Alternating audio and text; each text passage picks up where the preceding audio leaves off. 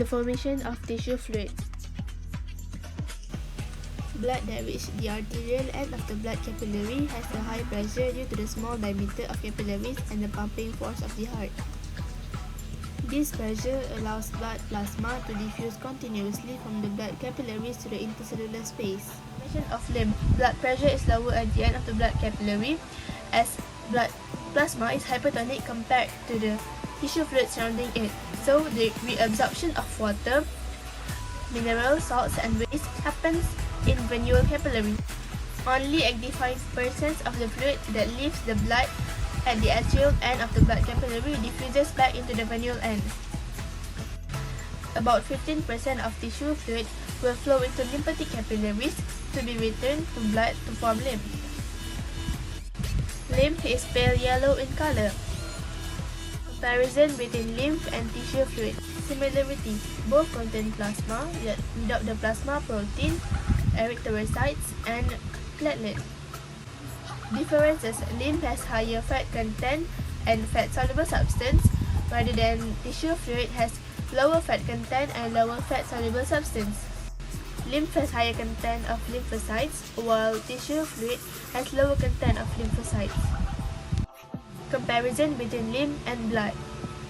Similarity: both contain all plasma, such as nutrients, enzymes, cellular wastes, respiratory gases, and leukocytes.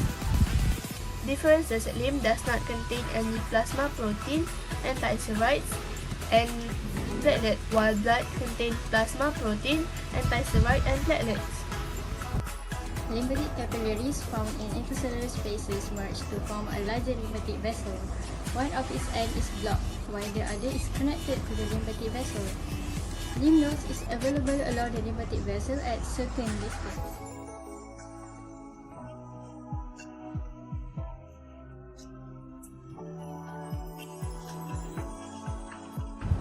The right lymphatic duct receives lymph from the right hand, chest, and right side of the head and neck. The thoracic duct receives lymph from the left side from the head, neck, and chest, and all the body parts. Relationship between lymphatic system and blood circulatory system. The diagram shows lymph capillary, tissue cells, arteriole, tissue fluid, tissue spaces, venule, and lymphatic vessel. The thoracic duct will deliver its content to subclavian vein, while the right lymphatic duct will transport lymph into the right subclavian vein. The collected lymph from the whole body will flow back into the blood circulatory system. There are three necessities of the lymphatic system, which is body defense, transportation of fat-soluble substance, and complement the blood circulatory system. First of all is body defense. Lymph nodes produce and store lymphocytes that are involved in the production of antibodies. The second one is transportation of fat-soluble substance.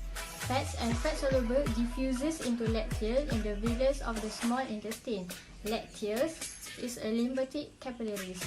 Lipid droplets are transported to the thoracic duct and blood circulatory system through the left subclavian vein. The last one is complements of the blood circulatory system. Lymphatic system returns the excess tissue fluid in the intercellular space into the blood flow. The composition, pressure, and volume of the blood are maintained at a normal range. Assalamualaikum warahmatullahi wabarakatuh. Now I would like to explain 10.8, which is health issues related to the human lymphatic system. So first of all, there's oedema. What is oedema? Oedema is excess tissue fluid that is not returned to blood circulatory system that will be accumulated in the intercellular space. This will result in swelling of the tissue.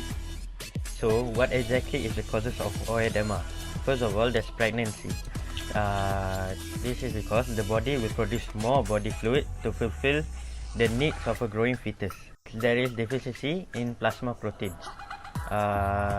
This is because deficiency of albumin in the blood.